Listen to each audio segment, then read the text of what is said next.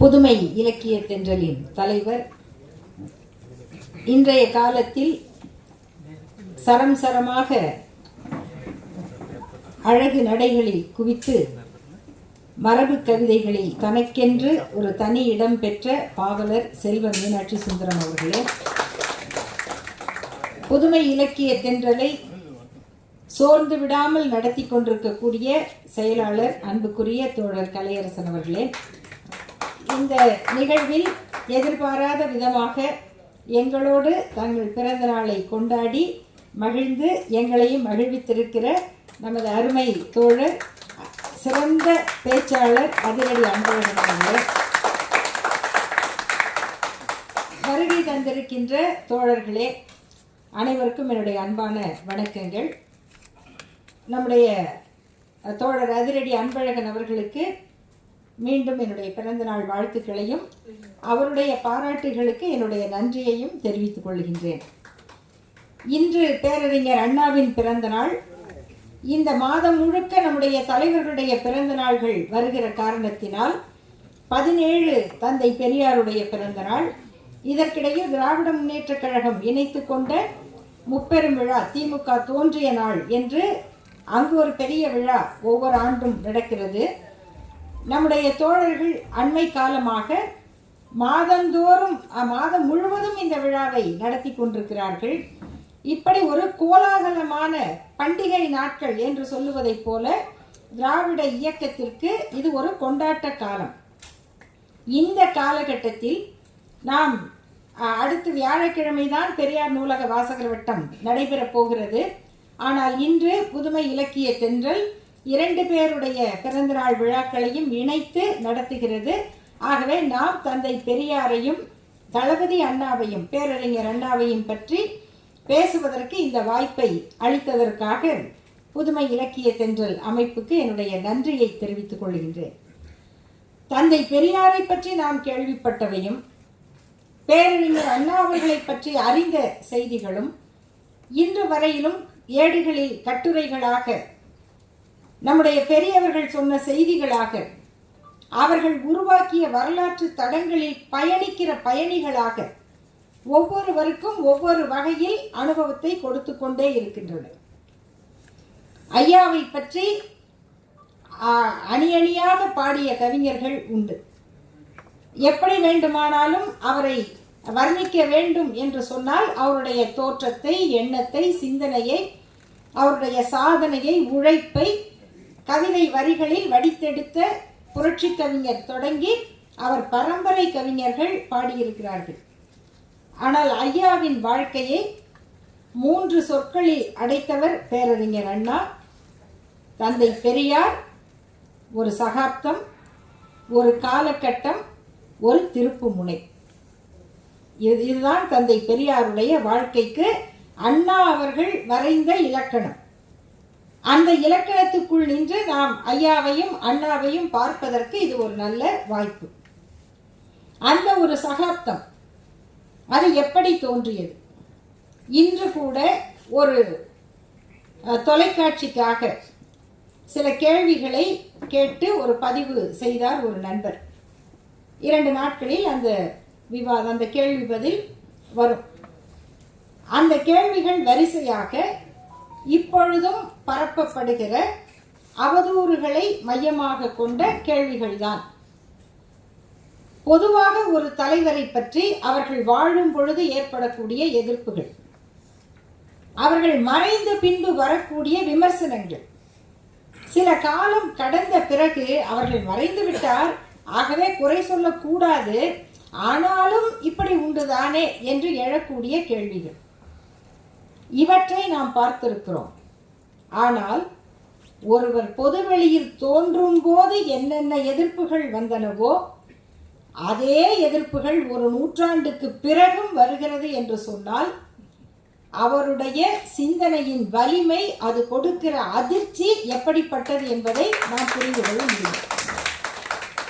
அதை நினைக்கும் பொழுதே அவர்களுக்கு எப்படி இவரை தாண்டி செல்லுவது? எத்தனையோ பேரை வரலாற்றிலே தாண்டி வந்திருக்கிறார்கள், எத்தனை எதிர்ப்பாளர்களை கொன்று புதைத்திருக்கிறார்கள், எத்தனை பேரை அணைத்து அழித்திருக்கிறார்கள், எவ்வளவு செய்திகள் மறைக்கப்பட்டிருக்கின்றன வரலாற்றில். அதையெல்லாம் தாண்டி ஒருவர் இருக்கிறாரே, அவரை அவருடைய கருத்துக்களால் மறுக்க முடியுமா? கருத்தை எதிர்ப்பதன் மூலம் வெல்ல முடியுமா? முடியாது. அப்ப என்ன செய்யலாம்? அவரை பற்றி அவதூறு பேசலாம். இப்படியெல்லாம் சொல்லுகிறார், ஆனால் அவர் எப்படிப்பட்டவர் தெரியுமா என்று கேட்பதன் மூலம் அவருடைய அந்த உயர்வை சற்று கீழே இறக்கலாம் என்று எண்ணக்கூடியவர்கள் அப்போதும் இருந்தார்கள், இப்போதும் இருக்கிறார்கள். இப்பொழுது இன்னும் வீரியமாக இருக்கிறார்கள். ஏன் அது வீரியம் கொண்டிருக்கிறது என்றால், இந்த ஒரு நூற்றாண்டு கால சாதனை, அந்த வாழ்க்கை உருவாக்கிய திருப்பு முனை, அது அவர்களை திகைக்க வைத்திருக்கிறது. ஆகவே இதை இப்படியே அடக்காவிட்டால், இப்போதே நிறுத்தாவிட்டால், இனி ஒரு காலத்திலும் தாங்கள் இழந்த அந்த ஆதிக்கத்தை திரும்ப பெற முடியாது என்ற இடத்தில் இந்த நாட்டினுடைய பிறப்புரிமை பெற்ற ஆதிக்கவாதிகளை நிறுத்தி இருக்கிறார் தந்தை பெரியார். அவர்களுக்கு இது இறுதி யுத்தம், அவர்களுக்கு இது இறுதி யுத்தம். ஆனால் நமக்கு இது தொடர் யுத்தம். ஏனென்றால் எதிரிகள் புதிதாக தோன்றிக்கொண்டேதான் இருப்பார்கள். ஆதிக்க உணர்வை பிறப்பின் அடிப்படையிலேயே பெற்றவர்கள் ஒரு காலும் அந்த இடத்திலிருந்து தங்களை திருத்திக் கொள்ள முன்வர மாட்டார்கள். அவர்களுக்கு என்ன பிரச்சனை? எத்தனை ஆண்டு கால வரலாற்றை நாம் பார்த்திருக்கிறோம். அவர் எதையெல்லாம் கேள்வி கேட்டார், எதையெல்லாம் கேள்வி கேட்டார். போற போக்கில் நாம இன்றைக்கு சொல்லுகிற கற்பிதங்களை உடைப்பது என்பது கொஞ்சம் கடுமையான வேலை. புனிதங்களை உடைப்பது அதைவிட போராட்டம். சங்ககாலம் பொற்காலம், மறுத்துவிட்டால் நீங்கள் தமிழர் இல்லை. கேள்வி கேட்டால் பிறப்பில் ஐயம். இப்படி ஒரு நெருக்கடியை தங்கள் அறிவுக்கே விதித்துக் கொள்ளுகிற தமிழர்களை பார்க்கிறோம். இந்த நேரத்தில் அந்த கேள்வியை நாம் எழுப்ப வேண்டி இருக்கிறது. பெரியார் கேட்டார், சங்ககாலம் பொற்காலம் என்றால் யாருக்கு பொற்காலம்? சங்க காலத்தில் என்ன இருந்தது? இந்த எதிர்ப்புகளுடைய தொடக்கம் எங்கு வந்தது?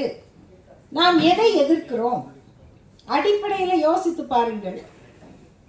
ஒரு மன்னர் எழுதுகிறார், மன்னருடைய பாடல், ஆரிய படை கடந்த நெடுஞ்செழியனுடைய பாடல்.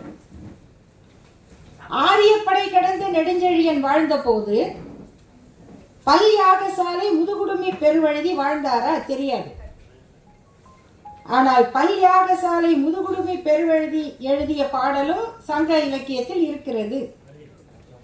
அதே நேரம் ஆரிய படை கடந்த நெடுஞ்செழியன் எழுதிய பாடலும் இருக்கிறது. இதனுடைய காலம் முன்பின்னாக இன்னும் சரியாக வரையறுக்கப்படவில்லை. அந்த வரையறுக்கப்படவில்லை என்கிற குழப்பத்துக்குள்ளேதான் குருமூர்த்திகள் குடியிருக்கிறார்கள். குருமூர்த்திகள் குடியிருப்பதற்கு பாம்பு புற்றா தேவை? இந்த குழப்பங்களே போதும். ஆகையினால் அவர்கள் சொல்லுகிறார்கள், தமிழை தொட்டாலே சனாதனம் தான் வரும். அப்ப பெரியார் என்ன செய்வார்? சனாதனத்தை எதிர்ப்பதென்றால், நீங்கள் தமிழை தொட்டாலே சனாதனம் வரும் என்றால், அங்க தமிழை பற்றியும் கேள்வி கேட்பதல்லவா ஒரு பகுத்தறிவாளருடைய கடமை. அது பழமையானது என்பதற்காக விட்டு வைக்க முடியுமா? இதை தந்தை பெரியார் கேட்கிறார். அவர் அந்த கேள்வியோட கொஞ்சம் இப்ப திரும்பி பார்க்கும் பொழுது, சங்க இலக்கியத்தின் இயற்கை பாடல்கள் அதெல்லாம் நம்முடைய மனதை கொள்ளை கொள்ளும், அதுல சந்தேகமே இல்லை. அதனுடைய இயற்கை காட்சிகள், சுற்றுப்புறம், அதை பற்றிய அக்கறை, உண்டி கொடுத்தோர் உயிர் கொடுத்தோரே என்பதும், நீர்நிலைகளை உருவாக்குகிற மன்னர்கள் தான் பேசப்படுவார்கள். உன் புகழ் நிலைக்க வேண்டும் என்றால் நீ நீர்நிலைகளை உருவாக்கு என்று சொல்லுவதும் நினைக்கப்படுவதும் புகழப்படுவதுதான். ஆனால் அண்மையில் நான் இன்னொரு பாடலை எடுத்துக்காட்டி ஒரு உரையில் குறிப்பிட்டிருந்தேன். அதை கேட்டுவிட்டு சில தமிழ் படித்த நண்பர்கள் கேட்டார்கள், உண்மையிலேயே இப்படி ஒரு பாட்டு இருக்கிறதா? உண்மையிலேயே இப்படி ஒரு பாடல் சங்க இலக்கியத்தில் இருக்கிறதா என்று கேட்டார்கள். அந்த பாடலை எழுதியவர் ஓரம்போகியார். நான் நிறைய கருத்துக்களை நம்ம வரிசையாக பார்க்க வேண்டியிருப்பதால் பாடலுக்குள் விளக்கத்துக்குள்ள செல்லவில்லை. ஓரம்போகியார் என்ற புலவர், அவர் பெண்பார் புலவர். இந்த பெண்பார் புலவர்களுக்கெல்லாம் இந்த 6 பட்டத்தை எடுத்துட்டு அவங்கெல்லாம் இளம் பெண்கள். வெள்ளி வீதி, காக்கை பாடினி, நப்பின்னை, நச்சள்ளை, நப்பசலை, ஆதிமந்தி, இப்படி அவர்கள் பெயரை கேட்டீர்களானால் அஞ்சி அத்தை மகள் நாகை அப்படின்னு ஒருத்தவங்க பேர். இளவையினி, அதுலேயே ரவுடி பேபிஸ் எல்லாம் இருந்திருக்காங்க. அவங்க நீ என்ன அழகின்லாம் சொல்லாதப்பா, நான் பேய் மகள், பேய் மகள்னு ஒருத்தவங்க பேர் வச்சிருக்காங்க. அது எப்படிப்பட்ட கலகம்! பேய் மகள் இளவையினி, குறமகள் இளவையினி, வெண்ணி குயத்தி, கவிதை எழுதியவர் குயத்தி, வெண்ணி குயத்தி, இவர்கள் எல்லாம் எழுதியிருக்கிறார்கள். இதில் ஒருவருடைய பெயர் ஓரம்போகி. அவங்க நேரா போனா போக மாட்டாங்க போல. நீ என்னையா சொல்றது? வேற எதனால அந்த பெயர்னு தெரியாது. நெடும்பல்லியற்றியார் அப்படின்னு ஒரு பெயர் இருக்கு. நெடும்பல்லியம் என்பது அனைத்து இசை கருவிகளும் சேர்ந்த ஒரு தொகை, ஒரு குழுமம், ஒரு ஆர்கெஸ்ட்ரா. அதை இசைக்கிறவர்கள், அதுக்கு தான் நெடும்பல்லியம்னு பேர். நெடும்பல்லியற்றியார்னு ஒருவர் இருக்கிறார்கள். அது தமிழ்ல வந்து நெடும்பல்லி அத்தைன்னு இருக்கு. அதுக்கு என்ன பொருள்னு நமக்கு தெரியாது. இந்த பெயர்களுக்குள் இந்த ஓரம்போகியார் எழுதிய அந்த பாடலில் என்ன சொல்லுகிறார்கள் என்றால், தலைவனை பார்த்து, அவர் தான் தலைவர், தலைவனை பார்த்து நீ நல்லா இரு.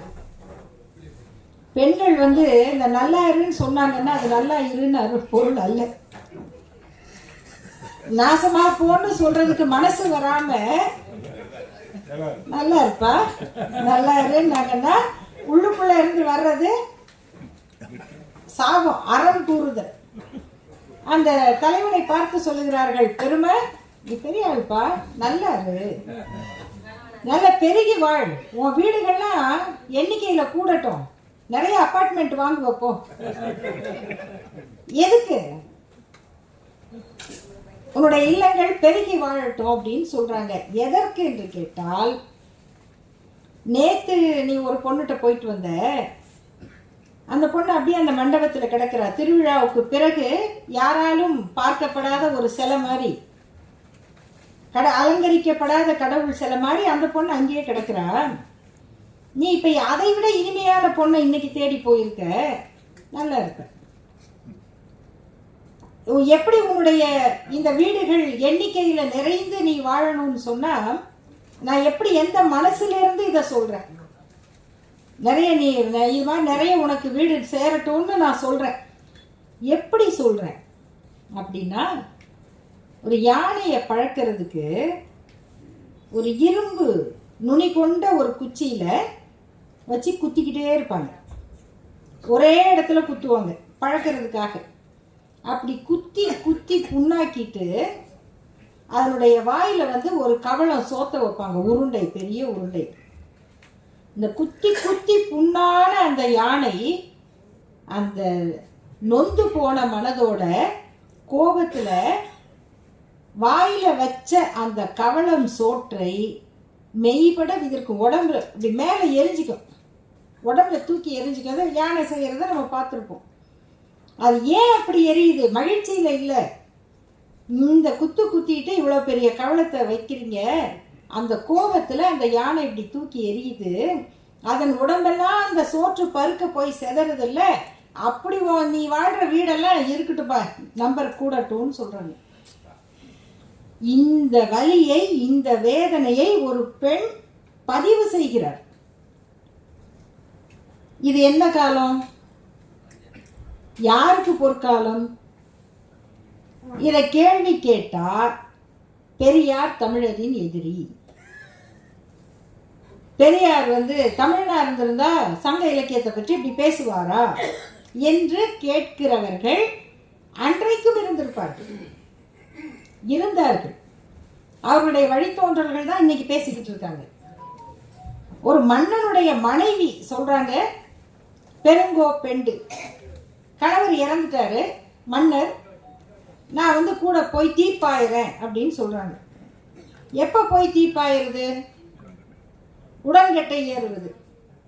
இப்போ நம்ம ஊரில் இருக்க சங்கியெல்லாம் பேசிக்கிட்டு இருக்கான். உடன்கட்டை ஏறுறது எப்போ வந்ததுன்னா இஸ்லாமிய மன்னர்கள் வந்தப்புறம் வந்தது. அங்கேயே வந்துட்டாங்களாட்டிருக்கு 3000 ஆண்டுக்கு முன்னாடி. அந்த அரசி ஏன் வந்து நான் உடன்கட்டை ஏறுகிறேன் அப்படின்னு சொல்கிறவங்கள அமைச்சர் பெருமக்கள்லாம் சேர்ந்து வேண்டாமா இருங்க உயிரோட இருங்க அப்படின்னு சொல்கிறாங்க. அதுக்கு அவங்க என்ன கேள்வி கேட்குறாங்க? எதுக்கு இருக்க சொல்கிறீங்க?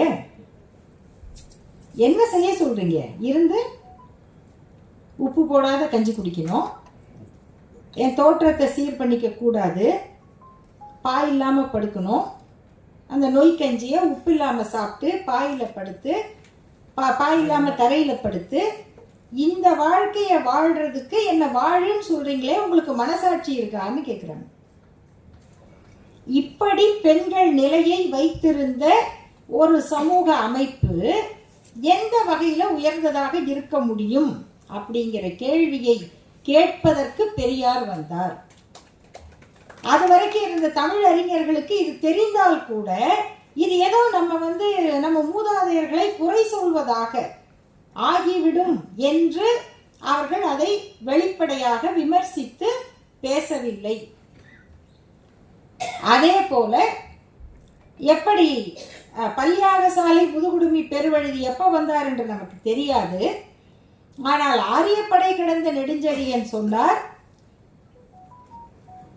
நீ எப்படியாவது படிப்பை கையில் எடுத்துக்கொள், படிச்சிரு, உற்றுழி உதவியும் உருபொருள் கொடுத்தும் பிற்றை நிலை முனியாது கற்றல் நன்றே, ஒருகுடி பிறந்த பல்லோருள்ளும் மூத்தோன் வருக என்னாது அறிவுடையோன் பால் அரசும் செல்லும். அறிவுடையோனாறு அரசும் செல்லும். வேற்றுமை தெரிந்த நாற்பாலுள்ளும் கீழ்ப்பால் ஒருவன் கற்பின் மேல்பால் ஒருவனும் அவன் கண் படுமே. ஆக கீழ்ப்பால் என்று சொல்லுவது எந்த விளக்கத்தில் சொன்னாலும் கல்வியின் தேவை, இதனை ஒரு மன்னர் பாட வேண்டிய தேவை அவசியம் என்ன வந்தது? இந்த காலத்தில்தான் இந்த கல்வி என்பது ஒரு சிலருக்கு மறுக்கப்பட்டு ஒரு சிலருக்கு உரிமையாக்கப்பட்டு ஆண்களுடைய ஒழுக்கமின்மையும் கட்டுப்பாடின்மையும் பெருமைக்குரியதாக பேசப்பட்டு பெண் அடிமைத்தனம் நிலைநிறுத்தப்பட்டது. ஆக சாதியும் பெண் அடிமைத்தனமும் நிலைநிறுத்தப்பட்ட சான்றுகளை கொடுக்கிற ஒரு காலத்தை பொற்காலம் என்று சொல்லலாமா என்ற கேள்வியை முன்வைப்பதற்கு 2000 ஆண்டு கழித்து வந்த சகாப்தம் ஒரு திருப்பு முனைதான் தந்தை பெரியார் என்பதை அண்ணா அவர்கள் எடுத்து காட்டினார். இந்த கேள்விகளோடு தந்தை பெரியார் தொடங்கிய அந்த பயணம் எத்தனை திசைகளில் நம்மை கொண்டு சென்றது, எத்தனை போராளிகளை உருவாக்கியது, எப்படிப்பட்ட சமூக மாற்றத்தை அது நடத்தியது, சுயமரியாதை திருமணம் என்ற ஒன்றை, திருமணம் என்பதை ஒரு சமூக புரட்சியின் அடையாளமாக உலகத்தில் எந்த இயக்கமும் செய்ததில்லை. எந்த இயக்கத்திலும் இப்படிப்பட்ட ஒரு சிந்தனை திருமணத்தின் மூலமாக ஒரு புரட்சி நடத்த முடியும் என்ற சூழலும் இல்லை. ஏன்? ஒருவேளை வேறு நாடுகளில் இது நடந்திருக்க கூடும். ஆனால் எந்த நாட்டிலும் ஒரே நிறம் கொண்ட இருவர், ஒரே பகுதியில் வாழுகிற ஒருவர், ஒரே மாதிரி பொருளாதார நிலையில் இருக்கிற இருவர் திருமணம் செய்ய முடியாது. அவர் யாரு, இவர் யாரு, அவங்க நம்மாளா என்ற கேள்வி இருக்கிறது அல்லவா? புரட்சி கவிஞர் பாரதிதாசன் ஒரு பாடலை எழுதினார், கலப்பு மனம் வாழ்க என்பது அந்த கவிதையுடைய தலைப்பு. அந்த தந்தை கேட்கிறார், எனக்கு பகை மேல் உனக்கு காதலா? இதுதான் அப்பாவோட கேள்வி. நல்ல கேள்வி. அதற்கு மகள் சொல்லுகிறாள், அப்பா, நீங்கள் அவரோடு பகையாக இருப்பதை நான் எதிர்த்தேனா? எதிர்க்கவில்லை. அதை போல நான் அவரோடு காதலாக இருப்பதை நீங்களும் எதிர்க்காதீர்கள். நீங்கள் பகையாக இருந்து கொள்ளுங்கள். அதற்கு பிறகு அவர் சொல்லுகிறார், அவன் வேறு சாதி, அவன் நம் சாதி அல்ல, உனக்கு தெரியுமா? மகள் கேட்கிறாள், சாதி என்பது அவன் நம் சாதி இல்லை மகளே என்கிறார். சாதி என்பது சற்றும் என் நினைவில் இல்லை என்று அந்த மகள் சொல்லுகிறாள். அவன் யார் என்று கேட்டால், அவரும் என்னை போல் மனிதரப்பா, மந்தி அல்லர், குரங்கல்லர், பாம்பல்லர், மனிதன்தான். ஆகவே அவன் சாதி தெரிய வேண்டிய அவசியம் இல்லை, ஏனெனில் நான் தமிழன் மகளாததாலே என்று அந்த மகள் சொல்லுகிறார். அப்பா ஃபிளாட் ஆயிட்டார். சரி, மனம் போல வாழ்க என்று வாழ்த்துகிறார். இப்படி ஒரு தந்தைக்கும் மகளுக்குமான உரையாடலை ஒரு இலக்கியமாகவும் வாழ்க்கையாகவும் நடத்தி காட்டுவதற்கு சுயமரியாதை இயக்கம் வந்தது. இன்றைக்கு ஒரு நூற்றாண்டுக்கு பிறகு மகளுடைய காதல் என்னவாக இருக்கும் என்பதை இன்றைக்கு அந்த தந்தை, அப்படிப்பட்ட தந்தைகளும் இருக்கிறார்கள், மகள்களும் இருக்கிறார்கள், அதே நேரத்தில் கொன்று போடுகிற குடும்பங்களும் இருக்கின்றன, இன்று வளர்க்கப்படுகின்றன. தந்தையே மனம் உவந்து பரவாயில்லை நான் மனம் செய்து வைக்கிறேன் என்றாலும், நீ எல்லாம் இந்த ஜாதிக்காரனா, நீ எல்லாம் ஒரு ஆளா, உனக்கு மானம் இல்லையா என்று அவரை கேட்டு கொலை செய்யவோ தற்கொலை செய்வதற்கோ தூண்டுகிற சமூக சூழல் இன்றைக்கு உருவாக்கப்படுகிறது. இந்த நேரத்தில் நாம் அந்த ஒரு நூற்றாண்டுக்கு முன்னால் நடந்த அந்த சாதனையை, அந்த திருப்பத்தை நாம் சிந்தித்து பார்க்க வேண்டிய தேவை இருக்கிறது. நம்முடைய பெயர்கள் வைத்த வரலாறு, பெயர் வரலாற்றில் இப்படி ஒரு புரட்சியை, ஒரு புதுமையை வேறு எந்த இயக்கமும் செய்திருக்க முடியாது. பொதுவாக இடதுசாரி இயக்க தோழர்களுடைய குடும்பங்களில் கொள்கையாளர்கள் பெயர் இருக்கும். லெனின் இருப்பார், மாவோ இருப்பார், கல்பனா இருப்பார்கள், அஜிதா இருப்பார்கள், லதா, இவர்களெல்லாம் போராட்டக்காரர்கள், போராளிகள், தத்துவ ஆசிரியர்கள். கார்ல் மார்க்ஸ் இருப்பார். ஆனால் திராவிட இயக்க குடும்பத்தில் லெனினும் இருப்பார், ரஷ்யா இருக்கும், மாஸ்கோ இருக்கும், மாசேதுங்கும் இருப்பார், இங்கர்சால் இருப்பார், பெர்னாட் ஷா இருப்பார், பெர்ட்ராண்ட் ரசல் இருப்பார், நாடு கடந்து சிந்தனையாளர்கள் எல்லோரும் இருப்பார்கள். அதற்கும் தாண்டி பகத்சிங்கும் இருப்பார், புத்தர் இருப்பார், கௌதமன், சித்தார்த்தன், அசோகன், சங்கமித்திரை எல்லாரும் இருப்பார்கள். ஈரோடு, வைக்கம், எல்லா ஊர்களும் எந்தெந்த ஊருக்கு சிறப்புண்டோ அந்த ஊர்கள் வரலாற்றோடு நம்முடைய வீடுகளுக்கு வந்துவிடும். நல்ல தமிழ் பெயர்கள், திருக்குறள் பெயர்கள், அந்த பெயர்கள் முழுக்க நம்முடைய திராவிட இயக்க குடும்பங்களில் இருக்கும். சவுந்தரபாண்டியனார் பெயரை அவர்கள் வைப்பார்களா தெரியாது. ஆனால் சவுந்தரபாண்டியன், பன்னீர்செல்வம், முத்தையா, காமராஜ் என்கிற பெயர்கள் இருந்தால் அவர்களுடைய பெற்றோர் திராவிட இயக்க பெற்றோராகத்தான் இருப்பார்கள். தனித்தமிழ் பெயர்களுக்கு அதே இடம் இருந்தது. இப்படி பெயர் சூட்டிய வரலாறு, திருமண வீடுகளை பிரச்சாரமாக்கிய வரலாறு, திருமண வீட்டை பிரச்சாரமாக்குகிற ஒரு இயக்கம் தந்தை பெரியார் தான் நடத்தினார். அதன் மூலமாகத்தான் பெண்கள் சிந்திக்க தொடங்கினார்கள். இல்லை என்றால் பெண்களுக்கு இந்த கருத்துக்கள் போய் சேருவதற்கு வாய்ப்பே இல்லை. அன்று தொடங்கிய விதவை மறுமணங்கள், விவாகரத்து பெற்றோர் மறுமணம் செய்வது, இதற்காக மாதர் மறுமணம் என்ற ஒரு இதழை, ஒரு பத்திரிகையை நடத்தி இருக்கிறார்கள் மரகதவல்லி, முருகப்பா இணையர்கள். அவர்களுடைய திருமணம்தான் மாநாட்டில் முருகப்பா பேசுகிறார். நாங்கள் விதவை திருமணம் இவற்றை ஆதரிக்கிறோம், புரட்சி எல்லாம் பேசுகிறார். அங்கு சென்ற மூவலூர் ராமாமிர்த தம்மையார், எல்லாம் வாயில பேசுவீங்க, கல்யாணம் பண்ணுவீங்களா என்று கேட்கிறார்.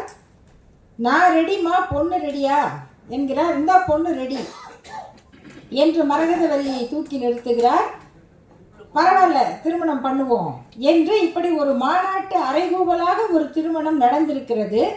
அதனுடைய விளைவு, அவர் விதவை பெண், அதனுடைய விளைவு அவர்கள் மாதர் மறுமணம் என்ற பத்திரிகை நடத்துகிறார்கள். மாதர் மறுமணம் என்று அச்சிட்டு பென்சில் தயாரித்து விற்றிருக்கிறார்கள். இதெல்லாம் நடந்த நிகழ்வுகள். சிவகாமி அம்மையார் சிதம்பரனாரை திருமணம் செய்தார். அவருடைய நூல் ஒன்று மிக கடுமையாக இருக்கிறது என்று அந்த காலத்திலேயே தடை செய்யப்பட்டிருக்கிறது. இப்படி பெண்கள் படைவரிசை ஒரு பக்கம், தந்தை பெரியாருடைய தளபதிகளாக இருந்து இந்த புரட்சிகளை நடத்தியவர்கள், திருமணம் செய்து கொண்டவர்கள், அவர்களுடைய எண்ணிக்கை இன்னொரு பக்கம். தந்தை பெரியார் தன் மகளாக நினைத்த குஞ்சிதம் குருசாமி அவர்கள், அவருடைய மறைவின் போது தந்தை பெரியார் பேசிய பேச்சு இப்பொழுது படித்தாலும் கண்ணீர் வரும் பேச்சு. அவரை என் மகள் என சொல்லத்தக்க வகையில் நினைத்து காரியங்கள் ஆற்றி வரும் பொழுது, சாகக்கூடாத வயதில் இயற்கை அவரை அதர பதற அடித்து பிரித்து விட்டது. அதர பதற, இது என்ன மாதிரி சொல்? அதர பதற நம்மிடம் இருந்து அடித்து பிரித்து விட்டது. வாழ வேண்டிய வயதில் அவர் இறந்து, இந்த சாகக்கூடிய வயதில் நான் அவருக்கு இரங்கல் உரையாற்றிக் கொண்டிருக்கிறேன். இது ஒரு பெற்ற தந்தை பேசுகிற பேச்சு. இதற்கும் மேலாக ஒன்று, தந்தை பெரியாரை பற்றி நாம் பேசுகிற செய்திகள் ஏராளம். இன்னும் பேசப்பட வேண்டியவை அதைவிட அதிகமாக இருக்கின்றன. நான் திராவிட போராளிகள் நூலை, அதற்கான செய்திகளை தொகுத்த போது, ஐயாவுடைய குடும்பத்தில் இருந்த அவருடைய அண்ணன் மகள் பெயர் மிராண்டா கஜேந்திரன் என்று பிற்காலத்தில் அவருடைய பெயர் பதியப்பட்டது. கஜேந்திரன் என்பவர் பேரறிஞர் அண்ணாவுடைய பிஏவாக இருந்தவர். அவர்கள் அண்ணாமலை பல்கலைக்கழகத்திலே படித்தவர்கள், காதல் திருமணம் செய்தவர்கள். ஐயாவுடைய குடும்பத்தில் வேறு பெயர் இருந்திருக்கலாம். எப்படி மிராண்டா என்று? மிராண்டா என்பது ஷேக்ஸ்பியர் கதையில் வருகிற ஒரு கேரக்டர். அது அப்ப எல்லாருக்கும் பிடித்த ஒரு கேரக்டரா, எல்லாருக்கும் பிடித்தமான ஒரு பெண். அந்த பெயர் எப்படி இந்த குடும்பத்து பெண்ணுக்கு வைக்கப்பட்டது என்று அவருடைய வாழ்க்கையை தேடி பார்த்தால், அவருடைய இயற்பெயர் கஜலட்சுமி. 7 வயதில் தந்தை பெரியார் அவரை நல்ல முறையில் படிக்க வைக்க வேண்டும் என்று நினைக்கிறார்.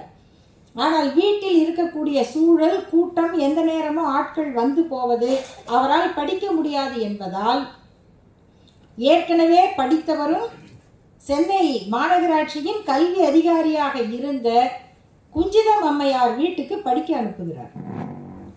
7 வயது பெண்ணை படிக்க அனுப்பி அவருடைய பொறுப்பிலே விட்டுவிட்டார்.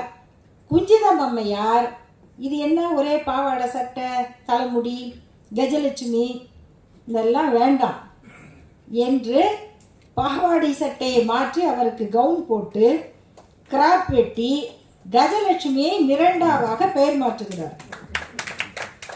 நண்பர்களே, இன்றைக்கு கூட இது நடக்குமா யோசித்து பாருங்க. அவர் யார்? அவருடைய குடும்பம் எவ்வளவு செல்வாக்குள்ள குடும்பம்.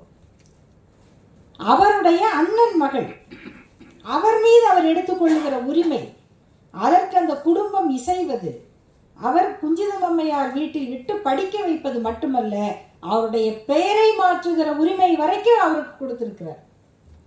அப்ப அவர் இறக்கும் பொழுது ஐயா பேசிய அந்த பேச்சுக்கு எவ்வளவு பொருள் இருக்கிறது. இப்படி வாழ்க்கையை குடும்பமே வாழ்க்கைதான், குடும்பமே கொள்கைதான் என்று நிறுவிய அந்த சுயமரியாதை இயக்கம் திராவிடர் கழகமாக மாறக்கூடிய அந்த இடைப்பட்ட காலத்தில் ஐயாவின் தளபதியாக வந்தவர்தான் அண்ணா, பேரறிஞர் அண்ணா. ஏன்னா அந்த வரலாறு முழுக்க நாம் அதுக்குள்ளேயே போக முடியாது, இருக்க முடியாது. அங்கிருந்து அண்ணா எப்படி இணைகிறார், அவர்களுடைய அறிமுக நிகழ்ச்சிகளை எல்லாம் நாம் பத்திரிகையில் படித்திருக்கிறோம். செங்குந்தர் மாநாட்டில் தான் அவரை சந்திக்கிறார். இன்னைக்கு ஜாதி மாநாடுகள் என்பது வேறு. ஆனால் அன்றைக்கு அனைத்து சாதி மாநாடுகளும் அந்த மக்களுடைய உரிமைக்கான குரலாக ஒலித்தன. அன்னைக்கு எந்த ஜாதி மாநாட்டிலையும் வள்ளி கும்மி கொள்ளி கும்மி எல்லாம் போட்டதில்லை. இந்த சத்தியம் வாங்குறது இதுக்கு யாரும் வந்து ஜாதி மாநாடு போடல. நம்ம நம்ம பிள்ளைங்க நம்ம பையனை தான் கட்டணும், நம்ம பையன் நம்ம பிள்ளைங்க தான் கட்டணும் அப்படின்னு பேசுறதுக்கு மாநாடு போடல. அன்றைக்கு மாநாடு போட்டவர்கள் அது கொங்கு வெள்ளாள சமுதாயமாக இருந்தாலும் சரி, மருத்துவர் வன்னியர் எந்த சமுதாயமாக இருந்தாலும் நம்முடைய மக்கள் எவ்வளவு பேர் படித்திருக்கிறார்கள், நம்முடைய இடம் என்ன, நம்முடைய புள்ளி விவரம் என்ன என்பதைத்தான் பேசியிருக்கிறார்கள். அப்படி பேசக்கூடிய இடத்திற்கு தான் தந்தை பெரியார் போகிறார், அல்லது அவர் போன பிறகு அதுதான் பேசப்படும், அதற்கு தான் அவர் செல்கிறார். அப்படி ஒரு ஜாதி சங்க மாநாட்டில் தான் அவரை சந்திக்கிறார். ஆனால் அவரை பார்த்தவுடன் நீங்க என் கூட வந்துடுறீங்களா என்று கேட்பதென்றால் அந்த கற்றோரை கற்றாரே காமுறுவர், இதை விட வேற என்ன அவர் கேட்க முடியும்? அன்று தன்னை ஒப்படைத்துக் கொண்ட அண்ணா கடைசி வரை அந்த உள்ளத்தில் தந்தை பெரியாருக்கு கொடுத்த இடத்தை ஒரு துளி கூட மாற்றவில்லை. இது வரலாறு ஒவ்வொரு 5 ஆண்டுக்கும் பல சான்றுகளை கொடுத்து கொண்டே இருக்கிறது. 49 அவர்கள் விலகி இந்த தலைமை பொறுப்பை தந்தை பெரியாருக்காகவே வைத்திருக்கிறேன், தலைவர் நாற்காலி காலியாகத்தான் இருக்கும் என்று சொன்ன அந்த அறிவிப்பு தொடங்கி அடுத்து 2 பெரிய போராட்டங்கள். ஒன்று குலக்கல்வி எதிர்ப்பு போராட்டம். நாம் பிரிந்து விட்டோம், தந்தை பெரியாரை குறை சொல்லி இருக்கிறோம், ஆகவே குலக்கல்வியை எதிர்த்து தந்தை பெரியார் போராடட்டும், நமக்கு அந்த வேலை இல்லை என்று அண்ணா நிற்கவில்லை. இன்னும் அதிகமான தீவிரத்தோடு போராட்ட களத்தில் இறங்கினார். அந்த 2 இயக்கங்களுடைய போராட்டத்தினால்தான் ராஜாஜி பதவி விலகினார். அவர் பின்வாங்கவில்லை, பதவி விலக வேண்டிய கட்டாயத்திற்கு ஆளாக்கப்பட்டார். அடுத்து நேருவுக்கு கருப்பு கொடி. ஏன்?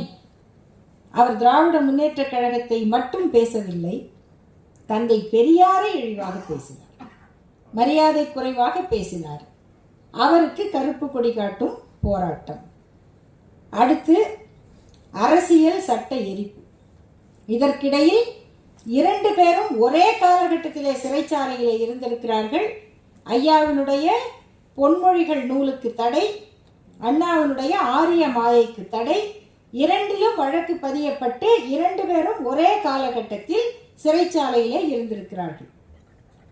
அப்போது அண்ணா அவர்கள் பேசியதும் கட்டுரை எழுதப்பட்ட செய்திகள், அந்த 6 பிஸ்கெட்டுகள் என்ற அந்த கட்டுரைகள் எல்லாம் நாம் நிறைய கேள்விப்பட்டிருக்கோம், படித்திருக்கிறோம். அடுத்து 57 சட்ட எரிப்பு போராட்டம், அரசியல் சட்டம். அன்றைக்கு தந்தை பெரியார் உருவாக்கிய நீதிமன்றின் நீதிக்கும் நீதி சொல்வார், நெறிகெட்டு வளைந்ததெல்லாம் நிமிர்த்தி வைப்பார் என்று கண்ணதாசன் பாடினார். நீதிமன்றின் நீதிக்கு நீதி சொல்வதற்கு முன்னால் நீதிமன்றத்திற்கு போக வேண்டிய சட்டத்தை எழுத வைத்தார் தந்தை பெரியார். அதுதான் அரசியல் சட்ட எரிப்பு. அன்றைக்கு உங்களை கடுமையான தண்டனைக்கு உள்ளாக்குவோம் என்று சொல்லும் பொழுது அரசியல் சட்டத்தை எரித்தால் என்ன தண்டனைன்னு உங்க சட்டத்தில் இருக்குதா என்று கேட்டவர் பெரியார்.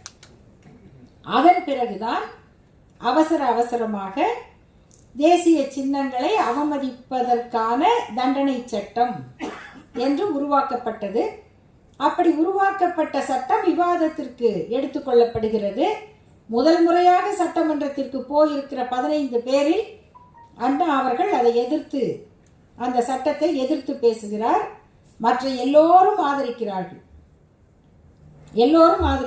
பொது உடைமை இயக்க தோழர்கள் உட்பட அந்த சட்டத்தை ஆதரித்து பேசுகிறார்கள். இது வரலாறு. நாம் இன்னைக்கு அதுக்காக போய் அவங்கள ரெட்ராஸ்பெக்டிவாலாம் கோச்சிக்க முடியாது. அவர்களுடைய சூழல் அது, அவர்கள் எடுத்த முடிவு. நான் செய்தியாக மட்டும் சொல்கிறேன். இந்த ஏசியை கொஞ்சம் குறைச்சிங்கன்னா நல்லது. நிறைய பேர் இல்லை, எல்லாருமே மரியாதையாக கையை கட்டிட்டு உட்காந்துருக்காங்க. பார்த்தா நிஜமாவே நான் பேசுறது அப்படி உள்ளத்தில் கேட்குற மாதிரி.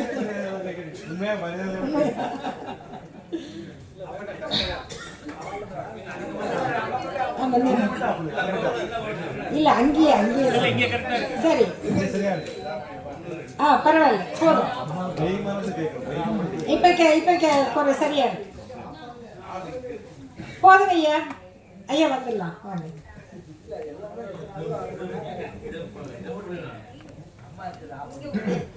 இல்ல இப்ப சரியா இருக்கு, போதுங்க.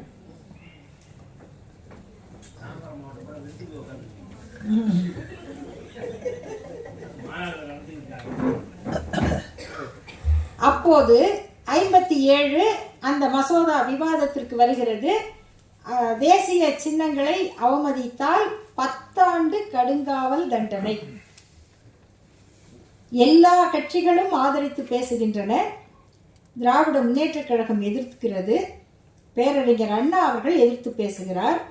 அப்பொழுது காமராஜரை பார்த்து அவர் சொல்லுகிறார், தந்தை பெரியாரை பற்றி உள்ளும் புறமும் முழுமையும் அறிந்தவன் நான், அவரோடு மிக அருகில் இருந்தவன் நான். உங்களுக்கெல்லாம் தெரிந்ததை விட பெரியாரை பற்றி எனக்கு நன்றாக தெரியும். நான் தந்தை பெரியாரை அருகில் இருந்து பார்த்தவன் என்ற முறையிலே சொல்லுகிறேன். அவர் பல நேரங்களில் துயரத்தால் வருத்தப்பட்டிருக்கிறார், நொந்து போயிருக்கிறார், குழந்தை போல அழுதும் இருக்கிறார், கவலைப்பட்டிருக்கிறார். ஆனால் ஒருபோதும் அவர் பயந்து நான் பார்த்ததில்லை. அவர் அழுது கூட பார்த்திருக்கிறேன், ஆனால் அவர் அஞ்சி நான் பார்த்ததில்லை. ஆகவே 10 ஆண்டு கடுங்காவல் தண்டனை போட்டால் பெரியார் பயந்து விடுவார் என்று நினைக்காதீர்கள். நீங்கள் தான் அவருக்கு மிக வேண்டியவராயிற்றே. காமராசர் நீங்கள் வேண்டியவராயிற்றே. நீங்கள் கௌரவம் பார்க்காமல் அவரிடம் சென்று பேசினால் அவருக்கே உரிய தாட்சண்யத்தினால் அவர் மறுபரிசீலனை செய்வார். இந்த போராட்டத்தை பற்றி அவர் யோசிக்கவும் வாய்ப்பு இருக்கிறது. அதை விட்டுவிட்டு இப்படி கடுமையான சட்டத்தை இயற்றி அதன் மூலம் அவரை தண்டிக்கலாம், அச்சுறுத்தி விடலாம் என்று நினைக்காதீர்கள் என்றார் அண்ணா. அதன் பிறகு அது 10 ஆண்டு என்பது மாறி 3 ஆண்டு கடுங்காவல் தண்டனை என்று அந்த சட்டம் நிறைவேற்றப்பட்டது. அதன் கீழ்தான் 10,000 பேர் கைது செய்யப்பட்டார்கள். 3000 பேர் சிறைச்சாலையில் இருந்து அவருடைய குடும்பங்கள் எல்லாம் எப்படி துன்பப்பட்டார்கள் என்பதை நம்முடைய தளபதி ராஜ் அவர்கள் அந்த அரசியல் சட்ட எரிப்பு வரலாற்றை ஒரு நூலாகவே எழுதியிருக்கிறார். இதெல்லாம் இன்றைக்கும் நமக்கு கிடைக்கக்கூடிய செய்திகள். அப்படி இருந்த அந்த உறவு பிரிந்திருந்தாலும் கூட மனத்தினால் இணைந்த அந்த உறவை அண்ணா அவர்கள் வெளிப்படையாக சொல்லுவதற்கான காலம் அவருடைய வெற்றியோடு வந்தது. அந்த வெற்றியை பற்றி என்னெல்லாம் பேசப்பட்டது என்பதும் தந்தை பெரியார் அவர்களை அவர் சென்று சந்தித்ததும் அதற்கு பிறகு ஏற்பட்ட அரசியல் மாற்றங்களை நாம் அறிவோம். அந்த நேரத்தில் எப்படி ஐயா அவர்களை பற்றி அவருடைய வாழ்க்கையின் முக்கியத்துவம் என்ன என்று அண்ணா சொன்னாரோ, அப்படி திமுக என்கிற அரசியல் இயக்கம் ஆட்சி பொறுப்பை ஏற்ற அந்த காலத்தை பற்றி பிற்பட்டோர் நலத்துறையினுடைய கமிஷனுடைய தலைவராக இருந்த ஏஎன் சட்டநாதன் அவர்கள், அவர் சென்னை பல்கலைக்கழகத்தில் திராவிட இயக்க அரசியல் பற்றி 1984ஆம் ஆண்டு உரையாற்றியிருக்கிறார். அந்த உரை ஆங்கிலத்திலே அமைந்திருக்கிறது. அதனை பேராசிரியர் ஜெயதேவன் அவர்களும் சிவமாதவன் அவர்களும் தமிழாக்கம் செய்திருந்தார்கள். அந்த உரையில் இந்த இயக்கத்தினுடைய வரலாற்றை அவர் சொல்லும் பொழுது தந்தை பெரியாருக்கு உரிய அந்த மரியாதையை முதலில் சொல்லிவிடுகிறார். பிறகு இந்த திராவிட முன்னேற்ற கழகம் ஆட்சி பீடம் ஏறுதல் என்ற அந்த செய்தியில் 57, 62 இந்த தேர்தலுக்கு பிறகு 62 தேர்தல் நடக்கவிருந்தது. புதிய தேர்தல் அறிக்கை எப்படி வந்தது? திமுக 50 இடங்களை பெற்றது. ஆனால் அண்ணா தோற்றார். உடனடியாக அவர் நாடாளுமன்றத்திற்கு தேர்ந்தெடுக்கப்பட்டார். அந்த செய்திகளுக்கு பிறகு இதற்குள் இந்த மாற்றங்களுக்குள் அவர் சொல்லுகிறார், திராவிட முன்னேற்ற கழகம் ஆட்சிக்கு வந்த சூழல். இதற்குள் திமுக தலைவர்கள் அரசியல் படிப்பினையை பெற்று தேர்தல் கலையில் வல்லவர்கள் என்பதை நிரூபித்து காட்டினர். அவர்கள் பெருநகரங்கள், வட மாவட்டங்களுக்கு அப்பாலும் தமது கட்சியின் பரப்பை விரிவுபடுத்தினார்கள். தென் மாவட்டங்கள் முழுவதும் அவர்களுடைய கொடிகள் காணப்பட்டன, முழக்கங்கள் ஒலித்தன. இத்தேர்தலில் அண்ணா தோல்வியடைந்தது வருத்தத்திற்குரியது. அது 62.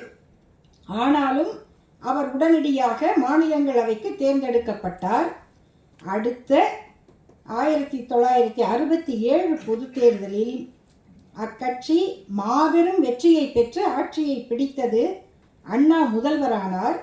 எக்கனாமிஸ்ட் இதழின் எழுத்தாளர் ஒருவர் விவரித்தது போன்று, பெயரை கூட உச்சரிக்க கூடாது என ஒதுக்கி வைக்கப்பட்ட கருப்பு மனிதர்கள் முதலாக ஆட்சியில் அமர்ந்தார்கள். சாதாரண கருப்பு மனிதர்கள், ஏன்னா அவர்களுக்கு முன்னால கருப்பு மனிதர் காமராஜர் இருந்தார்.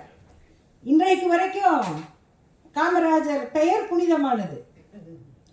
ஆனால் அடுத்து வந்த கருப்பர்கள் பெயர் உச்சரிக்கப்படக்கூடாதது. அதை கலைஞர் அவர்கள் பின்னாளில் சொன்னார். கருணாநிதி என்ற பெயர் பலருக்கு கெட்ட வார்த்தையாக கருதப்பட்டது. அதை உச்சரிப்பதற்கு கூட அவர்கள் தயங்கினார்கள். அப்படி பெயரை கூட உச்சரிக்கப்பட முடியாத நிலையில் இருந்த கருப்பு மனிதர்கள் முதலாக ஆட்சியில் அமர்ந்தார்கள். இது தமிழக அரசியலில் ஒரு புதிய காலத்தின் தொடக்கத்தை குறிக்கிறது. அண்ணா தனது கட்சிக்கு வழிகாட்டவும் அதற்கு சிறந்த ஒழுங்கமைப்புள்ள ஒரு அரசியல் சக்தியாக வடிவம் கொடுப்பதற்கும் நீண்ட நாட்கள் வாழாவிட்டாலும் அவர் ஒன்றை சாதித்தார் என்பது உறுதி. என்ன ஒன்றை சாதித்தார்? அரசியலில் பார்ப்பன தலைமை, பெருங்கட்சி அரசியல், அரசு பணிகளில் பார்ப்பன ஆதிக்கம் ஆகியவை நீங்கின. ஏன் இன்னைக்கு அவங்களுக்கு வயிறு எரியுது? 3 செய்தி. அரசியலில் பார்ப்பன தலைமை, இன்னைக்கு வரைக்கும் வர முடியல. பெருங்கட்சி அரசியல், அரசு பணிகளில் பார்ப்பன ஆதிக்கம் ஆகியவை நீங்கின. இது உருவாக்கிய மாற்றம் என்ன? 2 கட்சி ஆட்சி முறை. நீதி கட்சி தொடங்கப்பட்ட காலம் தொட்டு கடந்த 50 ஆண்டுகளாக நாம் எதிர்பார்த்த சில வகையான 2 கட்சி முறை நாட்டை சீர்படுத்தும் என்ற நம்பிக்கை இருந்தது. சில வகையான 2 கட்சி முறை இது வேற இருக்கு. காங்கிரஸ் ஒரு காலத்தில் வலுப்பெற்று பிரிந்த திராவிட கட்சியிடம் இருந்து ஆட்சியை கைப்பற்றக்கூடும். ஆனால் அது பார்ப்பனர் அல்லாதாரால் உருவாக்கப்படும். காங்கிரஸே மீண்டும் ஆட்சிக்கு வந்தாலும் அது பார்ப்பனர் அல்லாதாரால் உருவாக்கப்படும். என அரசியலில் சூழல்கள் எப்படி வேண்டுமானாலும் மாறலாம். அப்படி மாறினால் கூட இந்த தன்மை மாற முடியாது. அண்ணா அவர்கள் அந்த அடித்தளத்தை உருவாக்கிவிட்டார். ஆனால் அது பார்ப்பனரால் அல்லாதாரால் உருவாக்கப்படும். வெளிப்பார்வைக்கு எவ்வளவு அலங்காரம் கொண்டதாயினும், வெவ்வேறு மொழி மரபுகளை கொண்டு பேசினாலும் ஒரு திராவிட கட்சியின் கொள்கையை பெற்றிருக்க வேண்டும். தமிழ்நாட்டில் ஒரு திராவிட கட்சியின் கொள்கையை பெற்றிருக்க வேண்டும். நமது மதிப்புக்குரிய தலைவர்களுள் ஒருவர் கூறியது போல, திராவிட தோற்றம் உள்ள ஒரு கட்சி மட்டுமே வாக்காளர்களின் ஆதரவை பெற முடியும். இந்த நிலையை அண்ணா உருவாக்கினார் என்று சட்டநாதன் அவர்கள் பதிவு செய்தார். அதைத் தொடர்ந்து இன்றைக்கு வரை அண்ணா உருவாக்கிய அடித்தளம், அவருடைய பெருமைகளாக பேசப்படுகின்ற 3 செய்திகள். தமிழ்நாடு, அந்த தமிழ்நாடு பெயர் மாற்ற மசோதா சட்டமன்றத்திலே நிறைவேற்றப்பட்ட போது ஒருவர் கூட அதை எதிர்க்க முடியவில்லை. எதிர்ப்பவர்கள் கூட வளைந்து நெளிந்து கருத்து சொல்லுகிறார்கள். கடைசியில் மாப்போசி போன்றவர்கள் அதில் ஒரு பெயர் வாங்கினார்கள். என்னவென்றால், தமிழ்நாடு என்று இருக்கக்கூடாது, நாடு என்று இருக்க வேண்டும் என்ற திருத்தத்தை வாங்கயா வாங்க அப்படின்னு அவங்களையும் உள்ள கூப்பிட்டு இந்த திருத்தத்தையும் ஏற்றுக்கொண்டு தமிழ்நாடு வாழ்க என்று சட்டமன்றத்தில் அத்தனை பேரையும் முழங்க வைத்த அந்த நிலை இன்றைக்கு வரைக்கும் நீங்கள் கவர்னர் ஆளை வச்சு தமிழ்நாடுன்னு சொல்லக்கூடாது, தமிழகம்னு சொல்லணும் என்றெல்லாம் சொல்ல முயற்சி செய்யும் போது அதிகமாக தமிழ்நாடு தமிழ்நாடு தமிழ்நாடுன்னு குரல் கேட்டுக்கிட்டே இருக்கு. தேவையில்லாத இடத்தில் கூட அந்த பெயரை பயன்படுத்துவார்கள். வாசல்ல கோலம் போடுறாங்க தமிழ்நாடு அப்படின்னு. சில பேர் போட்டி கோலம் போட வச்சாங்க தமிழகம் அப்படின்னு. எங்கேயும் நீங்க பாரதியம்னு போட முடியாது. போடுறவங்களுக்கு தமிழகத்துக்கும் தமிழ்நாட்டுக்கும் என்ன வேறுபாடு என்பது கூட புரியாது. இல்லை போடுங்கன்னா நாங்கள் தமிழகத்தை தானே போடுறோம், தட்சிண பிரதேசம்னு போடுங்கன்னா போடுவாங்களா? அதற்கு ஆள் கிடைக்குமா? இரண்டாவது, சுயமரியாதை திருமணம் இன்றைக்கு வரைக்கும் உச்சநீதிமன்றத்துக்கு போகுது. ஏன் அந்த பிரச்சனை? பல பேர் கேட்பார்கள். நம்ம அந்த சட்டத்தை மாதவன் அவர்கள் சட்ட அமைச்சராக இருந்து உருவாக்கியதும், அதற்கு ஐயா சொன்ன அந்த திருத்தம் அண்ட் ஆர் என்கிற அந்த சொற்களில் அண்ட் இருக்கக்கூடாது, ஆர் என்று இருக்க வேண்டும். மாலை அணிவித்தல் அல்லது தாலி கட்டுதல், மாலையும் போடணும் தாலியும் கட்டணுங்கிறது கட்டாயம் இல்லை என்று உருவாக்கினார். இதெல்லாம் நமக்கு தெரியும். பல நேரங்களில் இங்கே சுயமரியாதை திருமண நிலையம் இருக்கு. நம்முடைய பசும்பொன் அவர்கள் மிக சிறப்பாக ஆண்டுக்கு ஒரு 2000 திருமணங்களாக நடக்கிறாங்க. அதில் என்ன பெருமைன்னா, அதில் கிட்டத்தட்ட 1500 திருமணங்கள் சாதி மறுப்பு திருமணங்கள். அவ்வளோ அமைதியாக அழகாக நடந்துகிட்டே இருக்கு. ஆனால் இந்த திருமணத்தை பதிவு செய்கிறவர்களுக்கு ஒரு சின்ன சிக்கல் வரும். அவர்கள் வெவ்வேறு மதத்தை சேர்ந்தவர்களாக இருந்தால், குறிப்பாக மணமகனோ மணமகளோ இந்துவாக இருந்து மற்றவர் கிறிஸ்தவராகவோ இஸ்லாமியராகவோ இருந்தால் சுயமரியாதை திருமணமாக அதை பதிவு செய்ய முடியாது. செய்து கொள்ளலாம், ஆனால் பதிவு செய்யும் பொழுது அதனை சிறப்பு திருமண சட்டம் ஸ்பெஷல் மேரேஜ் ஆக்ட்ல பதிவு பண்ணணும். அப்ப சில பேர் கேட்பார்கள், ஏங்க அப்ப சுயமரியாதை திருமணத்தை 2 முஸ்லிம்கள் செய்யக்கூடாதா, கிறிஸ்தவர்கள் செய்யக்கூடாதா, ஏன் அது இந்து மத சட்டத்தில் மட்டும் திருத்தம் செய்யப்பட்டது என்ற ஒரு கேள்வி இப்போதும் விவாதமாகவோ விமர்சனமாகவோ வரும். அதை முதல்ல கேட்கும்போது நமக்கு ஆமா இல்ல, அது ஏன் இப்ப எல்லாருக்கும் பொதுவாக பண்ணல அப்படின்னா நம்ம யோசிக்கிறோம். ஐயா யோசிக்காம இருந்திருப்பாரா? அவருக்கு இது தோணி இருக்காதா? இதை ஒரு பொது சட்டமா கொண்டு வாங்க அப்படின்னு சொன்னாலும் அண்ணா செய்ய போறாரு தானே. அதை ஏன் இந்து திருமணத்துல திருத்தம் பண்ணாங்க என்றால், ஏற்கனவே இஸ்லாமிய திருமணமும் கிறிஸ்தவ திருமணமும் சுயமரியாதை திருமணமாக தான் நடக்கும். அது அக்ரிமெண்ட் தான், கான்ட்ராக்ட் தான். அந்த பெண்ணிடம் கேட்பாங்க, உனக்கு சம்மதமா, கையெழுத்து போடணும், உனக்கு வர வேண்டிய பணம் வந்துருச்சா, மாப்பிள்ளை மகர் கொடுத்துட்டாரா, அந்த பணத்தை வாங்கிக்கிட்டு எனக்கு சம்மதம் என்று அந்த பெண்ணும் கையெழுத்து போட்டால்தான் அது திருமணம். கிறிஸ்தவ முறைப்படி சர்ச்சில் நடக்கிற திருமணத்திலும் உனக்கு சம்மதமா உனக்கு சம்மதமா என்று கேட்டுதான் அந்த திருமணத்தை பதிவு பண்ண முடியும்.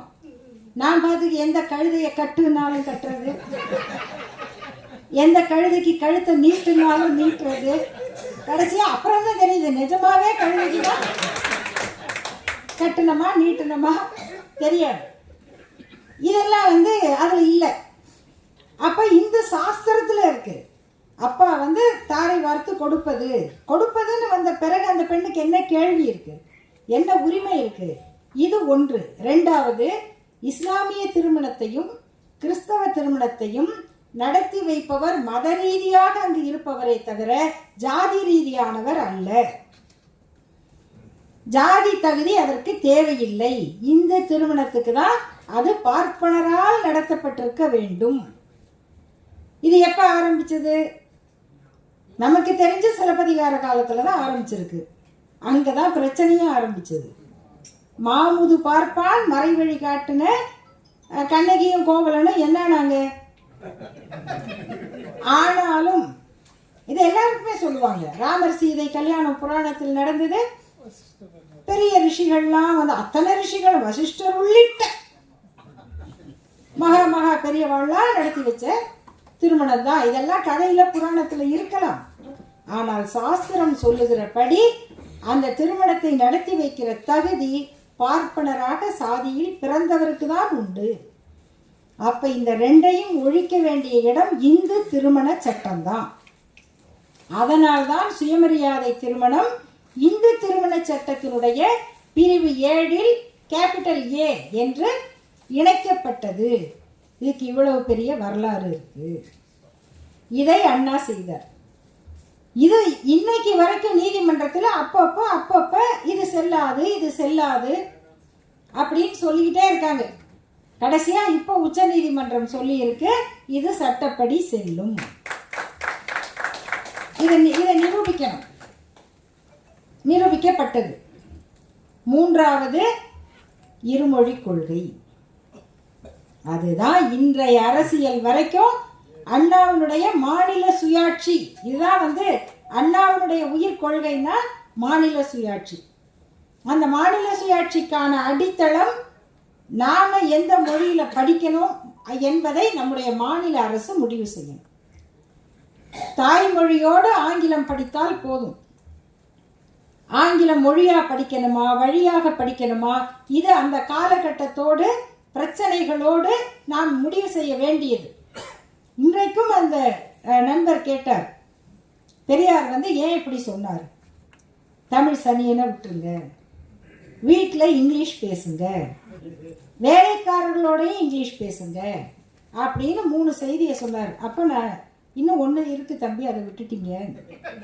என்னென்ன, நீ வளர்ந்துட்ட, தாய்ப்பால் பத்தாது, அதுவே போதுங்கிறது தாய்ப்பால் பைத்தியம்னு சொன்னாரு.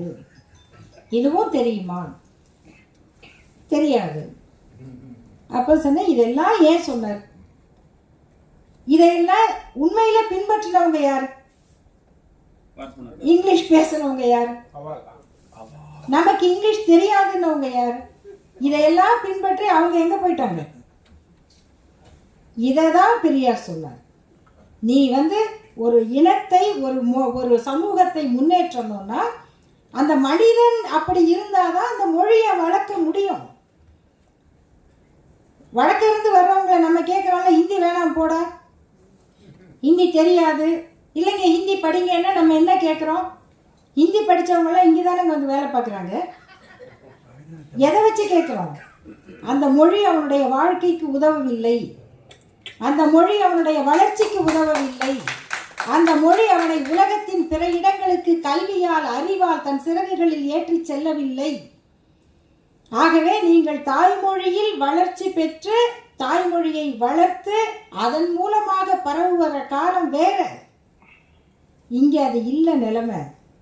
அப்ப இங்கிலீஷ் படி, இல்லைங்க பேச வராது, வீட்டில் வேலைக்காரங்கள்ட்ட கூட பேசு, இதைதான் சொன்னார்.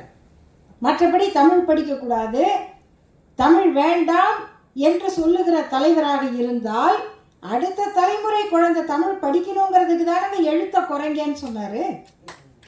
இந்த மொழியை விட்டுறக்கூடாதே, அடுத்த தலைமுறை படிக்கணுமே, நீ இத்தனை கொம்பு போட்டுக்கிட்டே இருந்தால் அது எப்படி படிக்கும்? எழுத்த சொல்லும் போதே 12, 18, 30 சொன்னா பரவாயில்ல. தமிழ் எழுத்துக்கள் எத்தனைன்னா 246. ஐயோ குழந்தை ஐயோ வேண்டாம், என்னால் 246 ஆகுது, 246, 47 என்ன கணக்கு? அது 12, 18 அவ்வளோதான், 30 எழுத்து தான். மற்ற அத்தனையும் அதனுடைய உருவாக்கங்கள் தான். ஆனால் நீங்கள் சொல்லும் போதே எங்கள் மொழியில் என்ன இருக்குது தெரியுமா? அது இருக்கு, இது இருக்குன்னு குழந்தை அலறிக்கிட்டு ஓடக்கூடாது.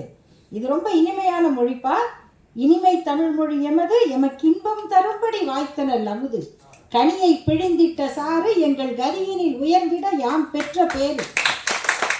இதை சொல்லணும், இதை சொல்லி கொடுக்கணும். அதுக்கு என்ன செய்யணும்? மொழி இனிமையா இருக்கணும், எளிமையா இருக்கணும், குழந்தைகள் கற்பதாக இருக்கணும்.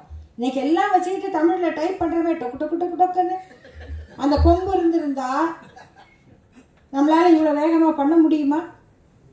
அப்ப அடுத்த தலைமுறைக்கு சென்றதற்கு என்ன காரணம்? இந்த எழுத்து சீர்திருத்தத்தை தந்தை பெரியார் ஏன் கொண்டு வந்தார்? மொழியின் மீது இருக்கிற அன்பினால் கொண்டு வந்தார். அதே நேரம் ஏன் ஆங்கிலம் படி என்று சொன்னார்? ஒரு எளிய மனிதர் இன்னைக்கு ஆட்டோ ஓட்டுறார், அவ்வளவு சிரமப்பட்டு தன் குழந்தை ஆங்கிலம் படிக்கணும்னு நினைக்கிறார். அது என்ன ஆங்கில மோகமா? அவருக்கு தெரியுமா? இதை படிச்சுட்டா என் பையனும் கனடாவுக்கு போவாங்க, அவ்வளோதான். என் பையன் அங்கே போய் வேலை செய்யணும். நாம் இன்னைக்கு அவ்வளவு பெருமையாக சொல்வதற்கு ஒருவர் உயரணும். நீங்கள் அரசியல் மேடைகளில் கேட்கிறோம் இல்லையா, இந்தி தெரியாது போட அப்படின்னா என்ன ஆகும்னு கேட்குறாங்க.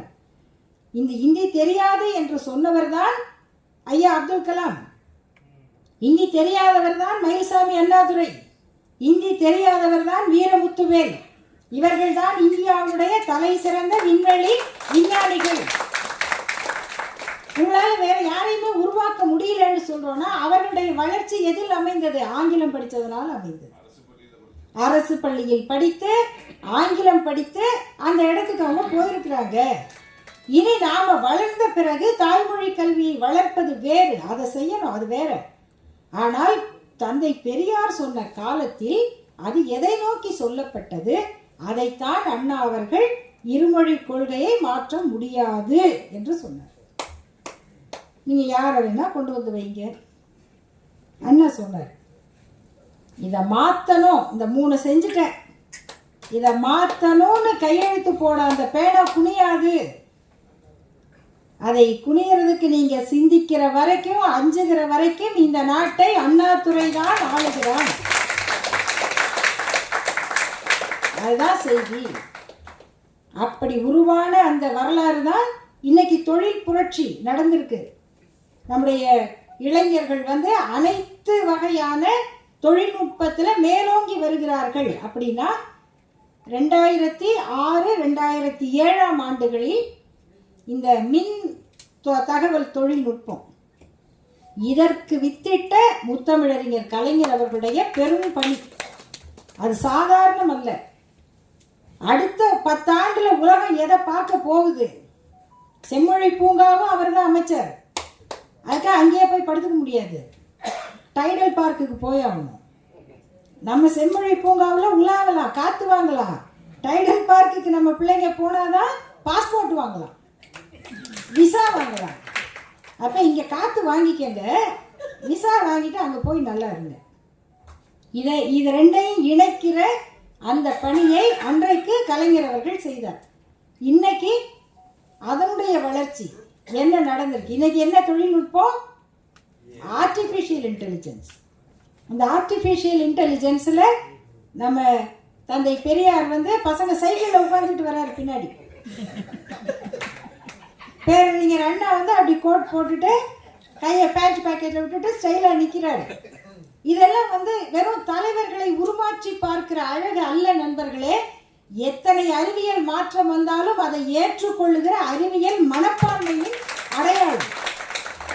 அந்த மனப்பான்மையை உருவாக்கினதுனால இன்றைக்கு அரசு பள்ளி குழந்தைகள், இங்க படிக்கிற குழந்தைகள், நம்முடைய இன்றைய தமிழ்நாடு அரசினுடைய முதல்வர் தளபதி ஸ்டாலின் அவர்களுடைய முயற்சியினால, விருப்பத்தினால அரசு பள்ளி குழந்தைகள் இன்னைக்கு வெளிநாடுகளில் போய் படிக்கிறாங்க. நினைச்சு பார்க்க முடியுமா? எவ்வளோ பெரிய கற்பனையாக இருந்திருக்கும். ஒரு தந்தி வந்தால் அழுகிற ஊர் தாங்க நம்ம ஊர். தந்தியை பார்த்து பயந்தவங்க தான் நம்ம. பாஸ்போர்ட் வாங்குறதுக்கெல்லாம் பணக்காரனாக இருக்கணும். பாஸ்போர்ட் வாங்குறதுக்கே ஒரு கார், நம்ம தெருவில் ஒரு கார் போகும், அந்த கார் யாருதுன்னு ஊருக்கே தெரியும். ஏன்னா அவங்க ஒருத்தருக்கு தான் கார் இருந்தது. இன்னைக்கு அத்தனை கார் கம்பெனியும் நம்ம ஊரில் தான் இருக்கு. உலகத்தின் சிறந்த கார் கம்பெனி பூரா இங்கே தயாரிக்குது. நம்முடைய குழந்தைகள் அங்கே வேலை செய்கிறாங்க. உலகம் முழுக்க மிக சிறந்த நிறுவனங்களுக்கு போயிருக்காங்க. அங்கேருந்து அவங்க பேட்டி கொடுக்கும்போது, நான் இந்த ஊர், நான் அரியலூர், நான் கிருஷ்ணகிரி, நான் தேனி, அங்கேருந்து வந்தேன், இங்கே படிக்க வந்தேன், இது அப்படி சொல்லும்போது நமக்கு எப்படி இருக்கு? அடுத்த வளர்ச்சி அங்கே சொன்னார் இல்லையா, அவர் உருவாக்கிய அந்த வளர்ச்சி நீ மாறாது. ஆக்ஸ்போர்ட் பல்கலைக்கழகத்தில் தந்தை பெரியார் படம்னா அவங்களுக்கு என்னமோ பண்ணுது பாவம்.